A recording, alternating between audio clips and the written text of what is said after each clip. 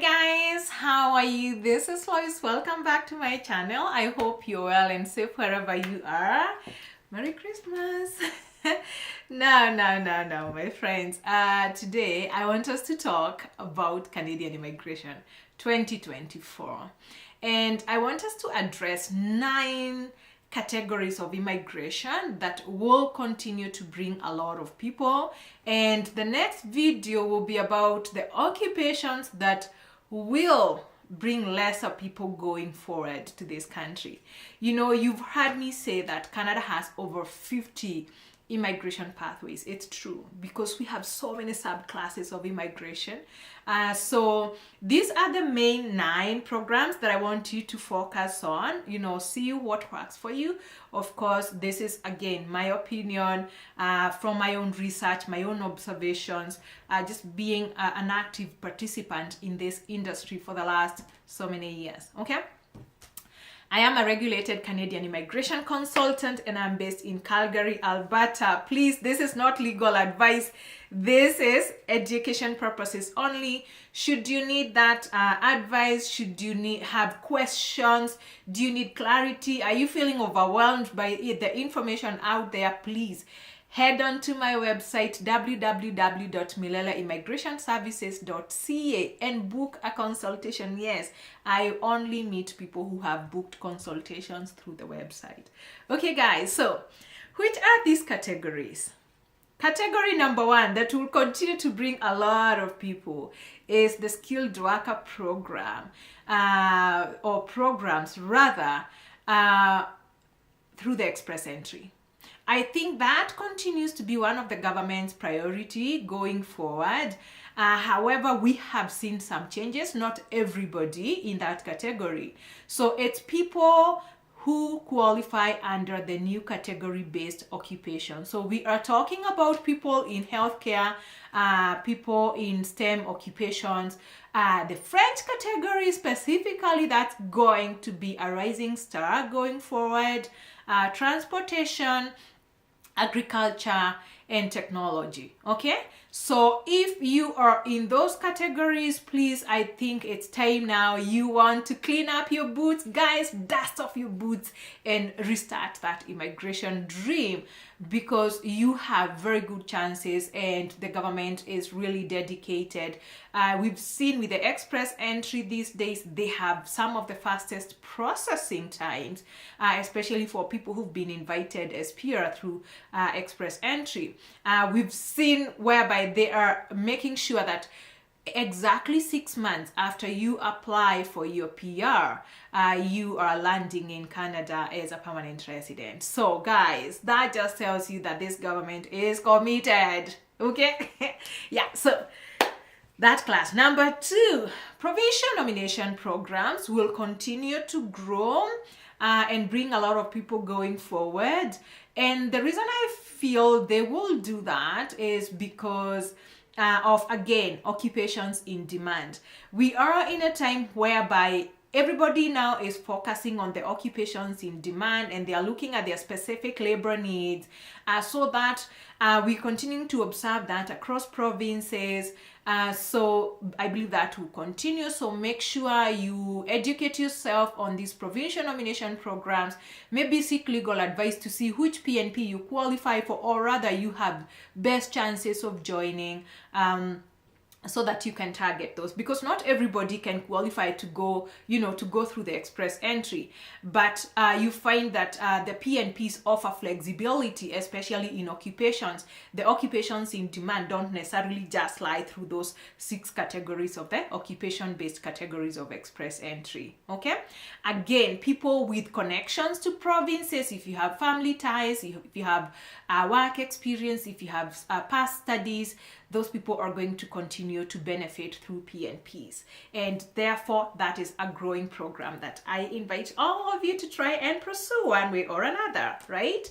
And then We have pilot programs. Yes, I know pilot programs are not as popular, and a lot of people don't really understand these pilot programs, but these programs are designed to meet very specific needs in specific regions or communities. And the only catch with majority of the pilot programs is most of them require you to get a job offer.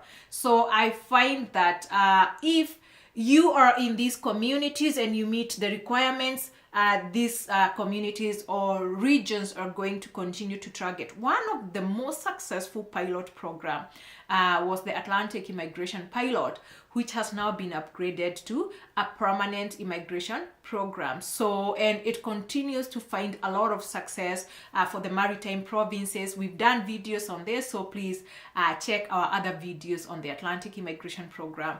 I think that the pilot programs will continue to bring people. Try and see which pilot would apply for you. Okay?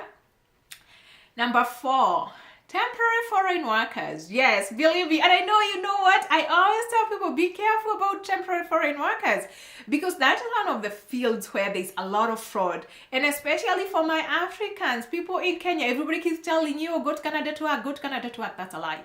But the temporary foreign worker program is still very, very, very popular in this country, and that is either if you have the LMIAs or the non-LMIA categories.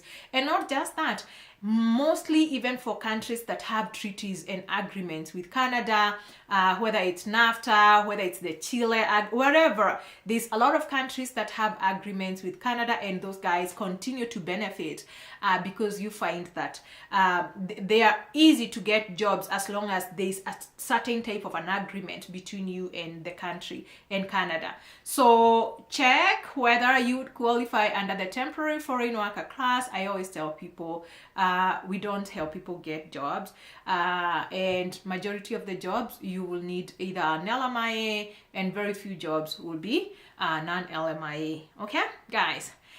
Number 5 is the international experience class. Yes, this is a class that brings people from specific countries. I believe it's like 32 countries, the preferred countries as far as Canada is concerned. So Canada likes to deal with people from certain countries, so it has 3 programs. That is the Working Holiday, the Young Professionals, and the International Core Program.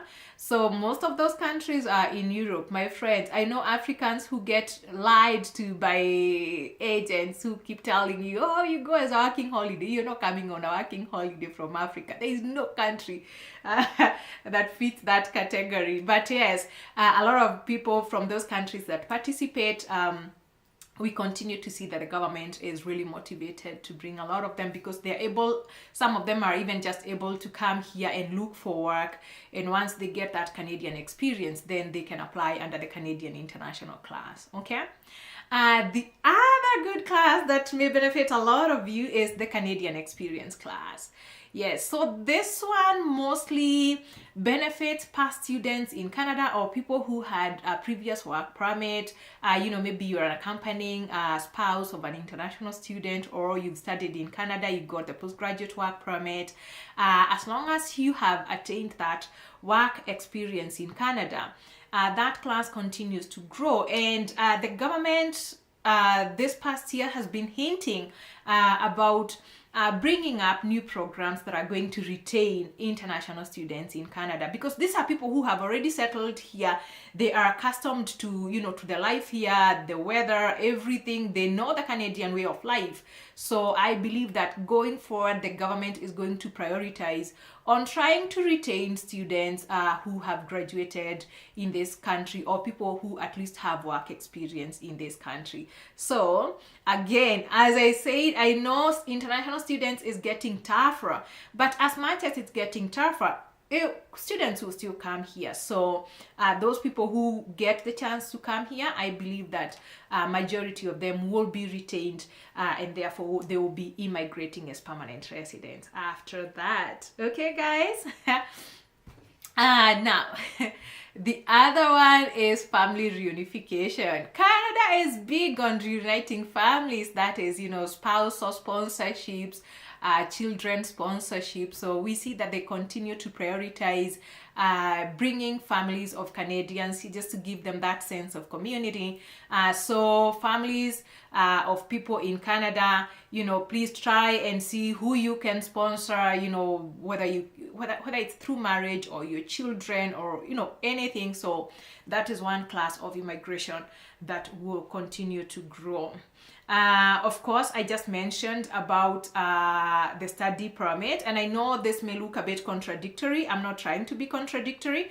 What I mean is, going forward, you coming here as an international student, I believe it's really important you ask yourself now more than ever before, what program are you coming to study in Canada? Because you want programs that will help you stay here.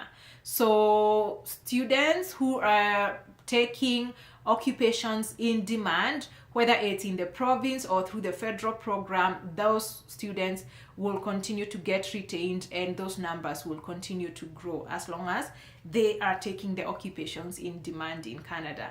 Remember, you have to prove to the visa officer when coming here as an international student that the program that you're taking is going to help you back home. But anyway, always book that consultation with us so that we guide you in some of the best occupations that you can choose when you want to come here in Canada as an international student. Last but not least is the refugee resettlement. Unfortunately, as the world is right now, the world is changing and there's a lot of chaos, there's wars, and there continues to be a big need for resettlement. And Canada, being a member of the UN, they have that obligation to resettle displaced people around the world, and that number continues to grow. So I'm not gonna get into details on what's happening around the world. I'm sure you guys watch current news, but we've seen cases where Syria, where Canada has brought people from Syria, from Ukraine, from Haiti, and right now what is happening in Middle East. So we can see all these things happening. So that tells me, because of that obligation and the need to resettle people, the humanitarian aspect has to play, and therefore those are people who will continue to be resettled here in Canada, and hopefully they can get a safe haven. So guys, that is my opinion. That's what I say. Don't come here to crucify and say, Loise, where did you get that policy? I'm just telling you out of my experience, my observation, my research. This is what I see going forward. And of course, if you want to have that candid discussion with me and a professional guidance, please head on to my website and book a consultation. If you haven't subscribed to this channel, please subscribe, like, and share. Thank you, and Merry Christmas. Bye.